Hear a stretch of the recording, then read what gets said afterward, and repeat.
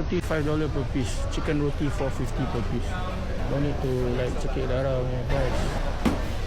All you wondering, non beef roti halal non halal. Nampak tu halal sign. Jangan dalam komen tanya halal tak, halal tak. Hello kak, eat beef roti. Only next, no pay wave. Got pay wave? Pay any can. Pay also any can. Any can. Okay. Itu apa? You're welcome.